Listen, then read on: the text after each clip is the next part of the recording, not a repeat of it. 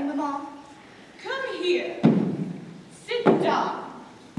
Sit down immediately. Hesitation of any kind is a sign of mental decay in the young, a physical weakness in the old. Apprised, sir, of my daughter's sudden flight by word from her trusty maid, I followed her at once by luggage train. Her unhappy father is, I am glad to say, under the impression that she is attending a more than usually lengthy lecture by the University Extension Scheme on the influence of a permanent income on thought. I do not propose to undeceive him. Indeed, I have never undeceived him on any question. I would consider it wrong. But of course, you will clearly understand that all communication between yourself and my daughter must cease immediately from this moment.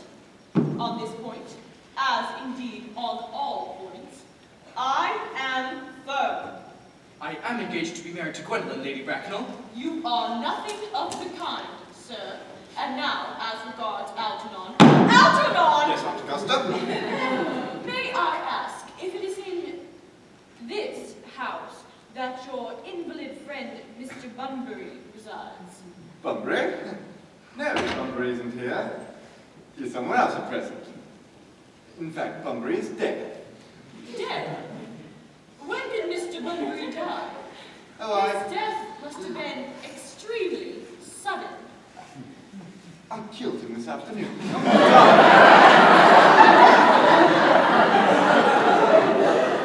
What did he die of? He was quite exploded. Exploded? Was he the victim of a revolutionary outrage? I was not aware that Mr. Bunbury was so interested in social legislation. If so, he is well punished for his morbidity. My dear Aunt Augusta, what I mean to say is Bunbury was found out. The doctors found out that Bunbury could not live. That is what I mean. So Bunbury died. He seems to have had a great deal of confidence in the opinion of his physicians. I am glad, however, that he made up his mind at the last to some definite course of action, and acted under proper medical advice. And now that we have finally got rid of this Mr. Bunbury, may I ask, Mr. Worthing, who is that young person whose hand my nephew Algernon is now holding in what seems to me a peculiarly unnecessary manner? That lady is Miss Cecily Cardew, my ward. I'm engaged to be married to Cecily, Aunt Augusta. I beg your pardon. Mr. Moncrief and I are engaged to be married, Lady Bracknell. I do not know if there is anything particularly exciting in the air of this particular part of Hertfordshire, but the number of engagements that go on here seems to me considerably above the proper average that statistics have laid down for our guidance. I think some preliminary inquiry would not be out of question.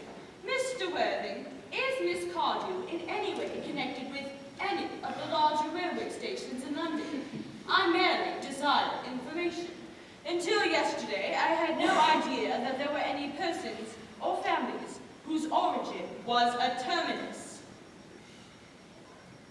Miss Cardew is the granddaughter of the late Mr. Thomas Cardew of 149 Belgrave Square, SW, Gervase Park, Dorking, Surrey, and the Spore in Fifeshire, NV.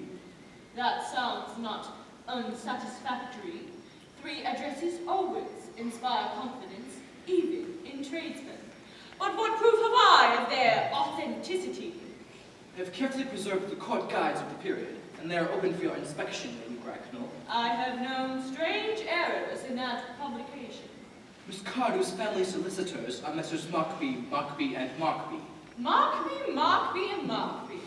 A firm of the very highest position in their profession. Indeed, I am told that one of the Mr. Markbys is occasionally to be seen at dinner parties. So far, I am satisfied. Extremely kind of you, Lady Bracknell. I have also in my possession, you will be pleased to hear, certificates of Miss Cardew's birth, baptism, whooping cough, registration, vaccination, confirmation, and the measles. Both the German and the English variety. Ah, a life crowded with incident, I see, though perhaps somewhat too exciting for a young girl. I am not myself in favor of premature experiences. Gwendolyn, the time approaches for our departure. We have not a moment to lose. As a matter of form, Mr. Worthing, I had better ask you if Miss Cardew had any little fortune. Oh, about £130,000 in the funds. That is all, Lady Bracknell, so pleased to have seen you. A moment, Mr. Worthing. £130,000, and in the funds. Miss Cardew seems to me a most attractive young lady, now that I look at her. Few girls of the present day have any really solid qualities.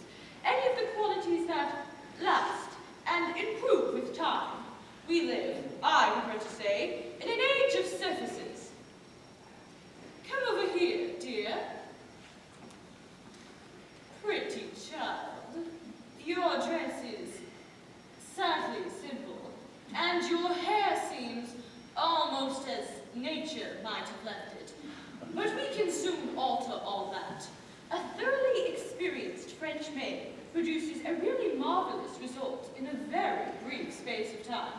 I remember recommending one to young Lady Lansing, and after 3 months, her own husband did not know her. And after 6 months, nobody knew her. Kindly turn round, sweet child. No, the side view is what I want. Yes, quite as I expected. There are distinct social possibilities in your profile.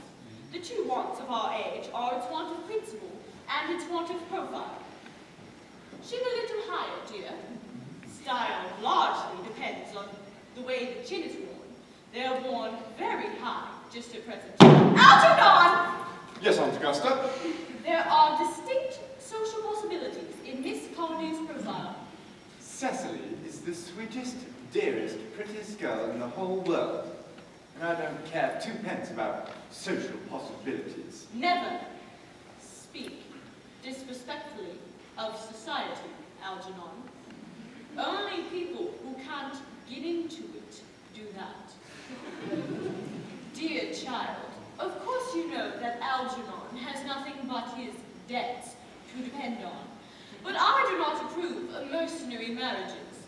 When I married Lord Bracknell, I had no fortune of any kind. But I never dreamed for a moment of allowing that to stand in my way. Well, I suppose I must give my consent. Thank you, Aunt Augusta. Cecily, you may kiss me. Thank you, Lady Bracknell.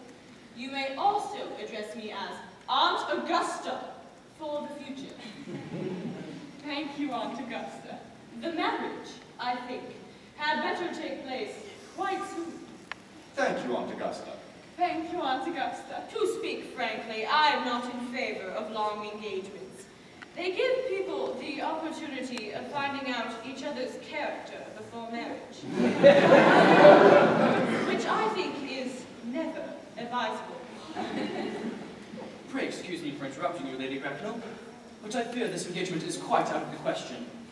I am Miss Cardew's guardian, and she cannot get married without my consent until she comes of age. That consent I absolutely decline to give. Upon what grounds, may I ask?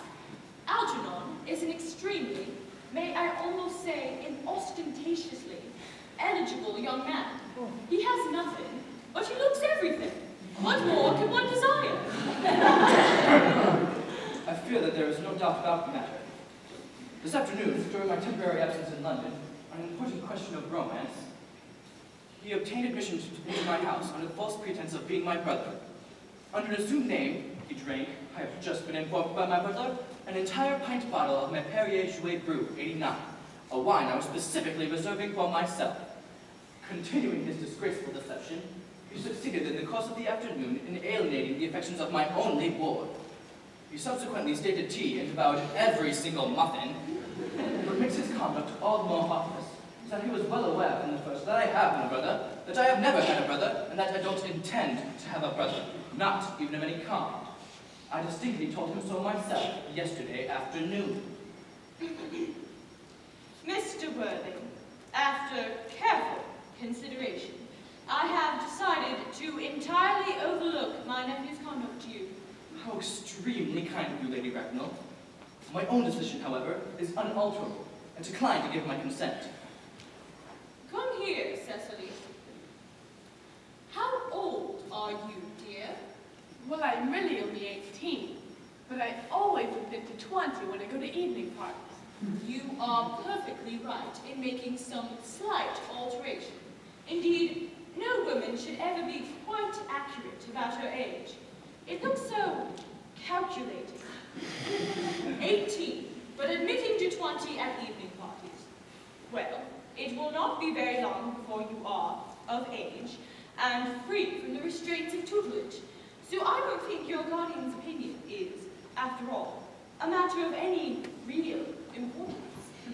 Pray excuse me for interrupting you again, Lady Bracknell, but I feel that you should know that according to her grandfather's will, Miss Cardew doesn't legally come of age until she is 35. That seems to me to be no grave objection. 35 is a very attractive age. Why, London society is full of women of the very highest birth who, by their own free choice, have remained 35 for years. Lady Dumbleton is an instance in point. To my knowledge, she has been 35 ever since she arrived at the age of 40, which was many years ago now. I see no reason why our dear Cecily should not be even more attractive at the age you mentioned than she is at present. There will be a large accumulation of property. Algy, could you wait for me until I was 35? Of course I could, Cecily. You know I could. Yes, I felt it instinctively. But I couldn't wait all that time. I hate waiting even 5 minutes for anybody. It always makes me rather cross. I am not punctual myself, I know, but I do like punctuality in others. And waiting, even for marriage, is quite out of the question. Then what is to be done, Cecily? I don't know, Mr. Moncrief. Mr. Worthing, as Miss Cardew states positively that she cannot wait until she is 35, a remark which seems to me to show a somewhat impatient nature, I must beg of you to reconsider your decision. But, my dear Lady Bracknell, the decision is entirely in your own hands. The moment you consent to my marriage with Gwendolen, I will gladly allow your nephew to form an alliance with my ward. You must be quite aware that what you propose is out of the question. And a passionate celibacy is all that any of us can look forward to. That is not the destiny I propose for Gwendolen. Algernon, of course, can choose for himself. Come, dear, we have already missed 5, if not 6 trains. To miss any more might expose us to comment on the platform. Everything is quite ready for the christenings. The christening, sir, is that not somewhat premature? Both these gentlemen have expressed desire for immediate baptism. At their age, the idea is grotesque and irreligious. Algernon, I forbid you from being baptized. I will not hear of such excesses. Lord Bracknell would be highly displeased if he learned that that was the way in which you were spending your time and money. Am I to understand, then, that there are to be no christenings at all this afternoon? I don't think that, as things are now, it would be of much use to either of us, Dr. Trostle. I'm grieved to hear such sentiments from you, Mr. Worthing. They savor of the heretical views of the Anabaptists, views I've completely refuted in 4 of my unpublished sermons. However, as your present mood seems one peculiarly secular, I shall return to church at once. Indeed, I've just been informed by the pew opener that for the past hour and a half, Miss Prism has been waiting for me in the vestry. Miss Prism, did I hear you mention Miss Prism? Yes, Lady Bracknell, I'm on my way to join her. Pray allow me to detain you for a moment. This matter may prove to be of vital importance to Lord Bracknell and myself. Is this Miss Prism a female of repellent aspect, remotely connected with education? She's the most cultivated of ladies, and the very picture of respectability. It is obviously the same person. May I ask what position she holds in your household? I'm a celibate, madam. Miss Prism, Lady Bracknell, has been for the last 3 years Miss Carter's esteemed governess and valued companion. In spite of what I hear of her, I must see her at once. Let her be sent for!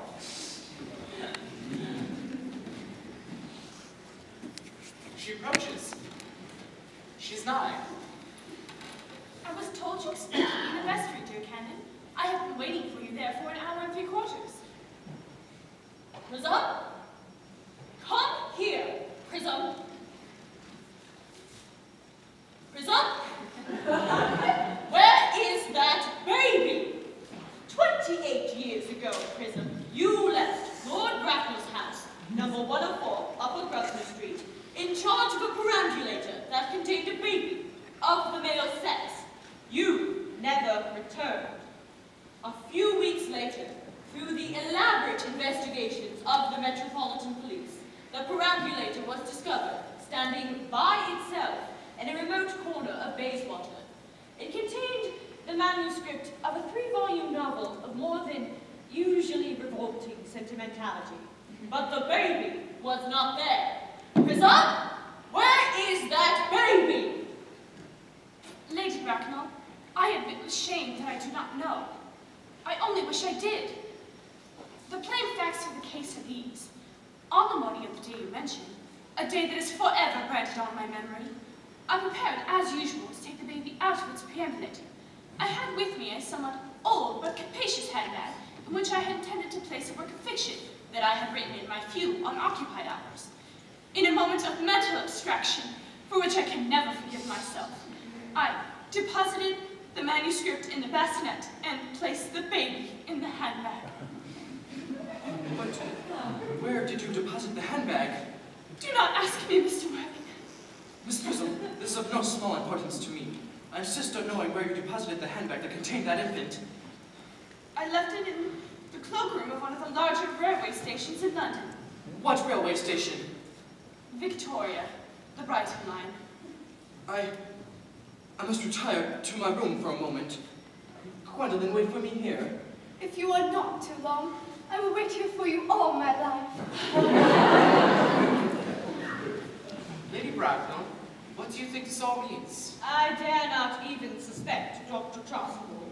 I need hardly to tell you that in families of high position, strange coincidences are not supposed to occur. They are hardly considered a thing.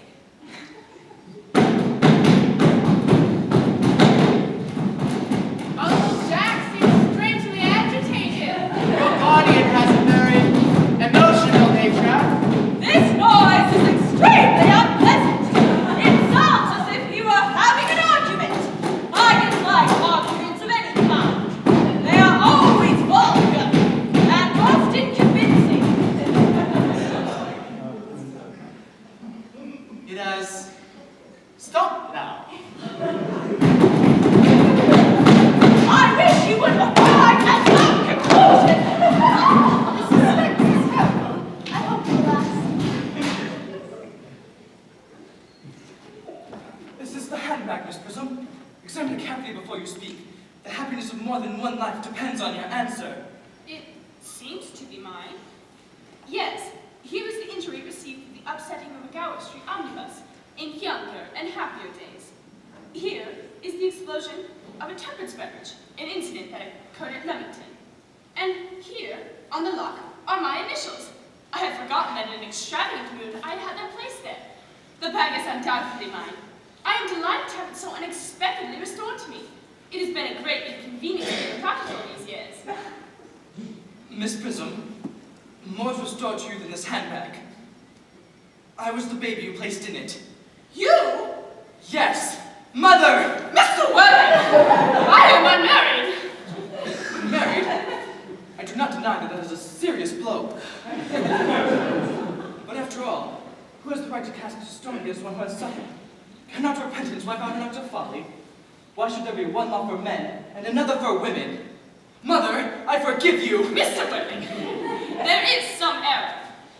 There is the lady who can tell you who you really are. Lady Bracknell, I hate to seem inquisitive, but could you kindly inform me of who I am? I am afraid that the news I have to give you will not altogether please you. You are the son of my poor sister, Mrs. Moncrief, and consequently, Algernon's elder brother. Algy's elder brother? I knew I had a brother. I always said I had a brother. Cecily, how could you ever doubt it that I had a brother? Dr. Chasuble, my unfortunate brother. Miss Prism, my unfortunate brother. Gwendolyn, my unfortunate brother. Algy, you young scoundrel, you'll have to treat me with more respect in the future. You have never behaved to me like a brother in all your life. Well, not till today, old boy, I admit. I did my best, however, though I was a bit out of practice. My own.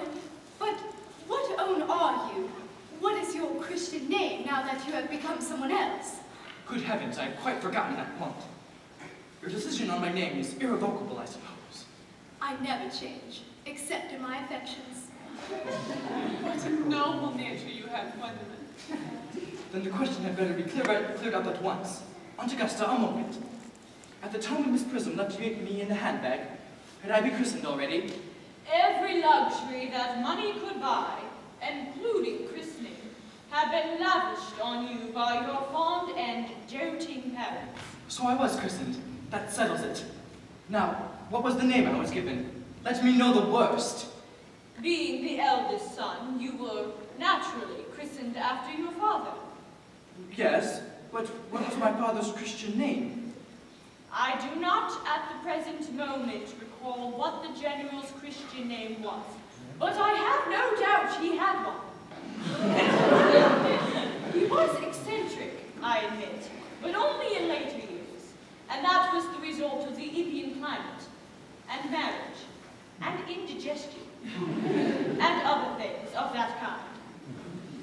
Algy, can't you recollect what our father's Christian name was? My dear boy, we were never even on speaking terms. I died before he was a year old. His name would appear in the army lists of the period, I suppose. Aunt Augusta? The general was essentially a man of peace, except in his domestic life. But I have no doubt that his name would appear in any military directory.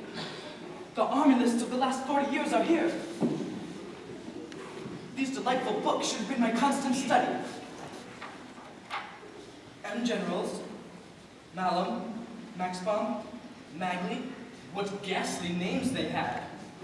Monkby, Migsby, Mobbs, Moncrief, Lieutenant, 1840, Colonel, General, 1869, Christian names, Ernest John. Gwendolyn, I always said my name was Ernest. Well, it is Ernest. I mean, it naturally is Ernest. Yes, I remember that the general was called Ernest. I knew I had some particular reason for disliking the name. Ernest, my own Ernest. I felt from the first that you could have no other name. Gwendolyn, it is a terrible thing for a man to find out that all his life he had been speaking nothing but the truth. Can you forgive me? I can, for I feel that you are sure to change. My own one. Letitia. Friedrich at last. Cecily at last. Gwendolyn at last. My nephew, you seem to be displaying signs of triviality. On the contrary, Aunt Augusta, I have, for the first time in my life, realized the vital importance of being earnest.